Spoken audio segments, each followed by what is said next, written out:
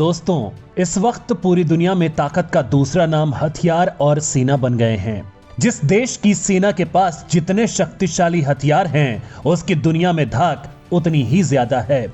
जैसे कि अमेरिका, जो इस मामले में पूरी दुनिया का बादशाह है, जिसके पास एडवांस हथियार और उसकी सेना भी दुनिया में पहले नंबर पर है।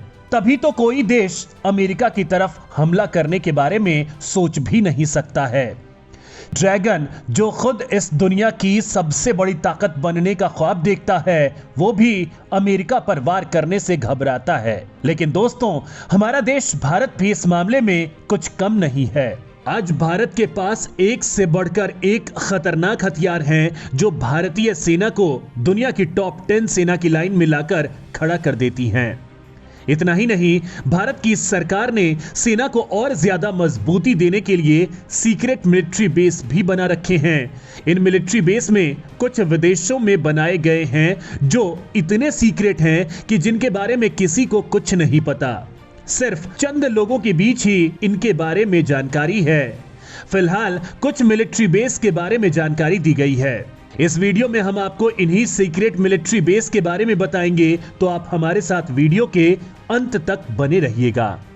दोस्तों, दुनिया के कई देश ऐसे हैं जिन्होंने अपने देश के साथ साथ विदेशी धरती पर अपना सैन्य अड्डा बनाया है।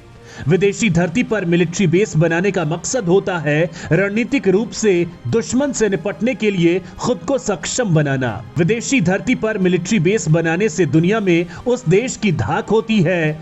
वो देश अंतर्राष्ट्रीय स्तर पर अपनी ताकत का प्रदर्शन करता है। पूरी दुनिया में अमेरिका अकेला ऐसा देश है जिसके पास 38 अंतर्राष्ट्रीय मिलिट्री बेस हैं। वहीं भारत की बात करें तो उसने अपने देश के साथ साथ दूसरे देशों में भी मिलिट्री बेस बना रखे हैं, जो उसके दुश्मनों के बीच खौफ पैदा करते हैं। इसमें सबसे पहले है तजाकिस्तान। तजाकिस्तान की बॉर्डर चीन, अफगानिस्तान, पीओके यानी पाक अधिकृत कश्मीर से जुड़ती है। चीन से इसकी 520 किलोमीटर लंबी बॉर्डर सटी है, जबकि अफगानिस्तान के साथ इसकी बॉर्डर 1420 किलोमीटर लंबी है। अफगान बाखान कॉरिडोर 16 किलोमीटर का है।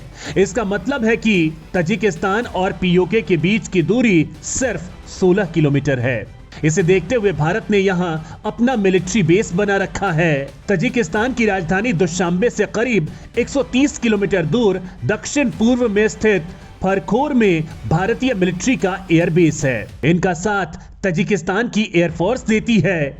यह भारत का पहला मिलिट्री बेस है जो अपनी धरती से बाहर बनाया गया था। इंडियन आर्मी के लिए तजिकिस्तान पाक और चीन पर हवाई नजर रखने के लिए काफी अहम है।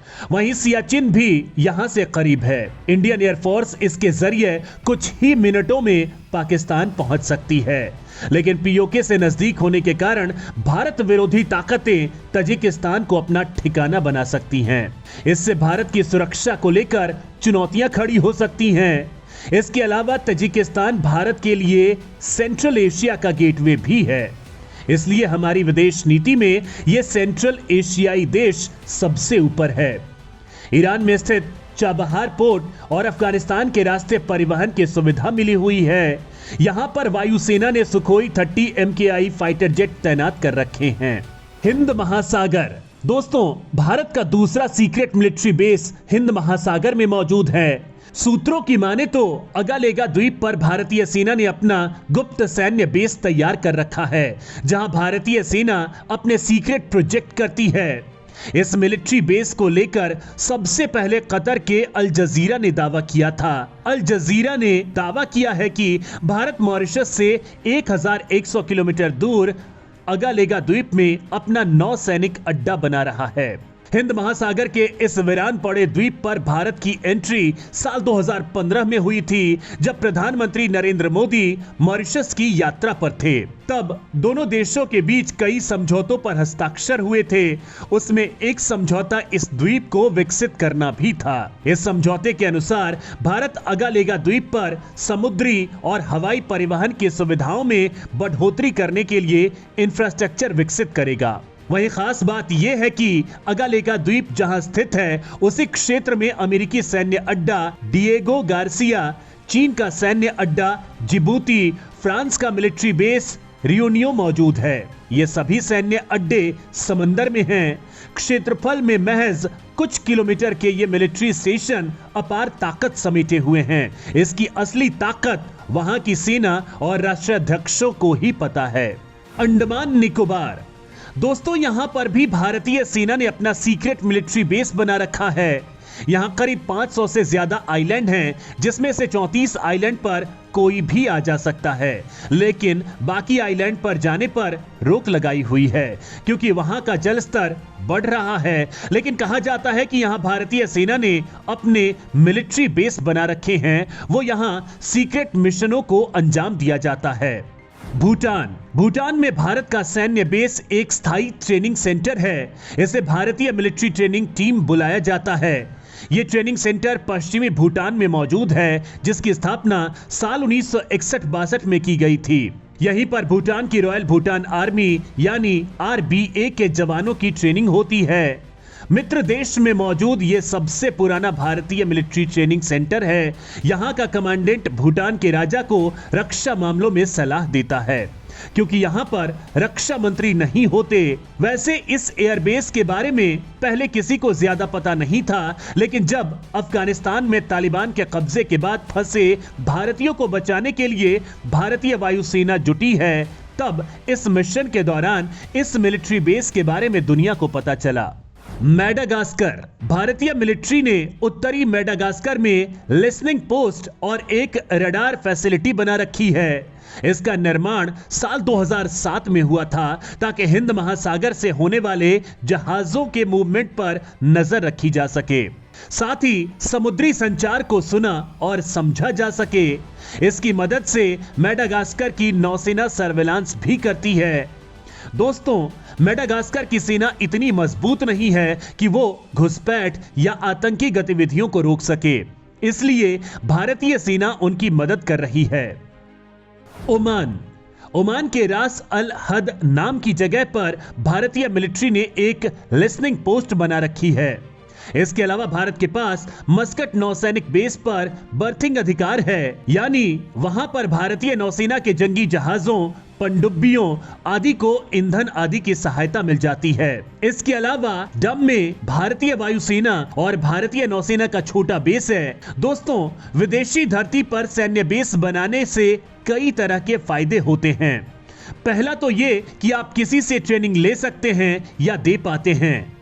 दूसरा, उस देश के लोगों में भारतीयता का वर्चस्व बढ़ता है, प्रतिष्ठा बढ़ती है, साथ ही दुश्मन की गतिविधियों पर नजर रखना आसान हो जाता है। दो देश मिलकर एक सैन्य बेस से कई अंतर्राष्ट्रीय सीमाओं और वहां होने वाली गतिविधियों पर नजर रखते हैं। वहीं चीन ने भी कई देशों में अपने मिलिट्री बेस बना रखे हैं। अलग अलग देशों में मिलिट्री बेस बनाकर चीन ये साबित करने में लगा है कि पूरी दुनिया में वो कितना ताकतवर है। बताया जा रहा है कि अब उसकी नजरें अफ्रीका पर हैं। अमेरिकी रक्षा विभाग की तरफ से आई हालिया रिपोर्ट में कहा गया है कि चीन अफ्रीका समेत 13 देशों को अपने मिलिट्री बेस के तौर पर देख रहा है।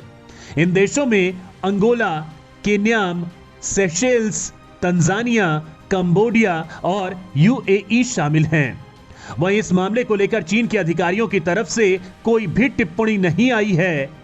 एक्सपर्ट्स का कहना है कि चीन का इस बात पर चुप्पी साध लेना यह बताने के लिए काफी है कि उसे अब चिंता सताने लगी है कि दुनिया इसे कैसे देख रही है। उसे चिंता है कि उसके मिलिट्री के आधुनिकीकरण और इसकी प्रगति को दुनिया कैसे देखती है। कैसे हुई शुरुआत? साल 2004 में तत्कालीन चीनी राष्ट्रपति हु जिनताओ ने उस ऐतिहासिक मिशन को सार्वजनिक किया था जिसके तहत PLA को ग्लोबल रोल के लिए रेडी करना था। उन्होंने कहा था कि PLA को इतना सक्षम बनाना है कि वो अलग अलग सैन्य कार्यों को पूरा कर सके। इसके बाद साल 2011 में चीन ने युद्ध की मार झेलते लीबिया से अपने 35,000 नागरिकों को निकाला। फिर साल 2013 में जब शी जिनपिंग राष्ट्रपति बने तो उन्होंने बेल्ट एंड रोड जैसे अरबों डॉलर वाले प्रोजेक्ट का ऐलान किया। वहीं साल 2017 में जब चीन ने अफ्रीका के जिबूती में अपना पहला मिलिट्री बेस शुरू किया तो चीन की चालबाजियों पर सबकी नजरें गई। यह उसका पहला ऐसा मिलिट्री बेस था जो किसी दूसरे देश में था। वहीं साल 2021 में इसने संयुक्त अरब अमीरात में भारी निवेश के ऐलान के साथ ही एक और मिलिट्री बेस के बारे में इशारा कर दिया है। साथ ही कंबोडिया में भी उसने निवेश के बहाने इसी तरह के सैन्य अड्डे की तरफ संकेत दिया है। दोस्तों, कंबोडिया की तरह भूमध्यवर्ती गिनी भी निर्यात के लिए सर्वोत्तम है। यहां से 34% निर्यात चीन को होता है। बताया जा रहा है कि गिनी पर चीनी कर्ज बढ़ता जा रहा है। ऐसे में इस जगह से पीएलए को अटलांटिक महासागर तक रास्ता मिल सकता है और साथ ही उसके विंग एयरक्राफ्ट को भी लैंडिंग के लिए एयरफील्ड आसानी से मिल सकती है। अमेरिका अफ्रीका कमांड के मुखिया रहे जनरल स्टीफन टाउनसेंड ने कांग्रेस के सामने कहा था कि अटलांटिक में कोई भी बेस होने से चीन की सेना अमेरिकी जमीन के काफी करीब आ जाएगी। दोस्तों, गिनी में 3 ऐसे एयरफील्ड हैं जो चीनी वायुसेना के लिए मददगार साबित हो सकती हैं। इसमें से एक बाटा बंदरगाह के करीब, बाटा के अलावा मालाबू का बंदरगाह सैन्य मकसद से चीन का हर वो ख्वाब पूरा कर सकता है जो दुनिया पर उसके नियंत्रण से जुड़ा है।